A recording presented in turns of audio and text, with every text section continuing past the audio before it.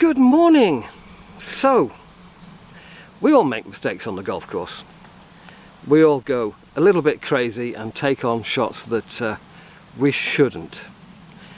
Now I was having a debate online and I mentioned a chap who had blobbed a stroke index 1 or 2 hole, I forget which it was, despite having 3 shots, which meant that they'd scored a 9 or higher.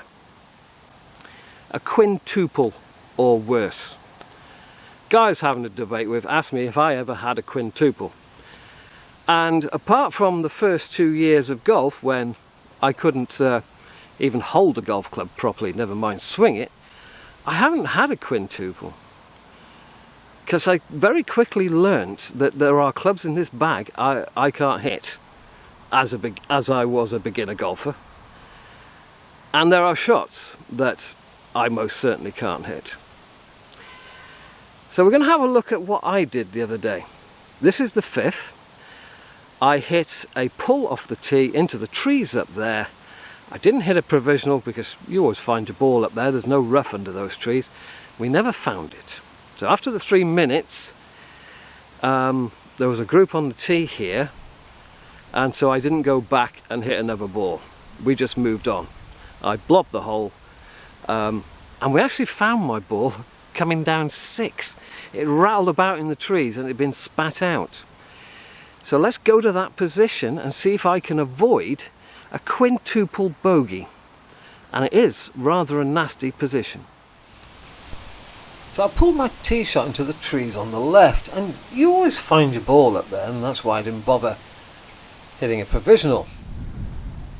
But we did find it on 6 under a leaf just here. Now I can't get over these trees, nor can I get through them. But if I were to try, I could very easily make 9. And because I'm tight to the edge, I don't really have a shot at the 6th. So it is easy to rack up a big number if you completely lose your mind and try and take on something that you just can't play with a club that you can't reliably hit. So a chip into the back into the fairway. So we got out of trouble. We're back on the 5th hole. If that ball had been a fair bit wider out into the 6th, then I had the option of playing up the 6th and then crossing the trees back onto the 5th further on. But where I was, I had no choice. Now in the debate I was a bit rude. I said you would have to be biblically stupid to continue trying to hit clubs you can't hit and attempting shots that you can't hit. I've got 271 yards to this green. I'm in the rough. The lie's okay-ish, but I would be biblically stupid to pull out my 3-wood and try and thrash this as close to the green as I possibly can. You can't catch up. Once you start losing shots, you can't catch up by being biblically stupid. I'm afraid I see this all the time, where people are incapable of dividing the rest of the yardage into 2 simple shots. They're always trying to play catch-up. When you play catch-up, it doesn't work. See, the chances of success just go up, and you really need to calm down. To succeed at what's remaining of the hole, you need to calm down and hit something that you can actually hit 10 out of 10. I can hit a fairway 10 out of 10 with a 7-iron from the rough. You see, when you try and force the issue, you generally hit a bad shot into another bad position, where you will hit another bad shot into another bad position. And what should have been a 5 or a 6 turns into 8, 9, 10, 11 and more.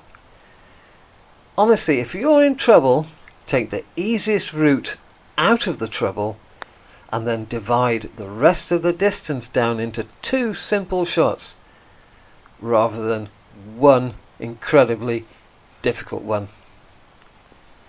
And you won't get a quintuple, no matter what your handicap. You can go wedge, wedge, wedge, for goodness sake.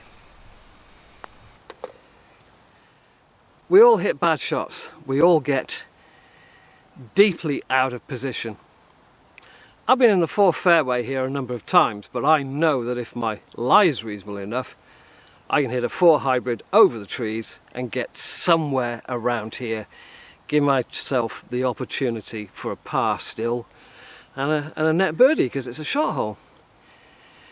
But you need a very cool head when you're out of position, and you need to hit the shot that you can play with the club that you can play a very high percentage of the time. That removes the stress of the situation and it improves your chances of success. I don't know how that gentleman got a quintuple bogey or worse. For all I know, he put 3 balls out of bounds, because I can't even remember which golf course he did it on. I got it in an email from a friend. So, you know, what are you going to do the next time you hit a bad one? Stand back, have a think about it. What can I do? What can't I do? You might just get away with a double bogey like this, or if it's a short par 4, you might get away with a single bogey. Then you haven't destroyed your round. Just a quickie today, so cheerio.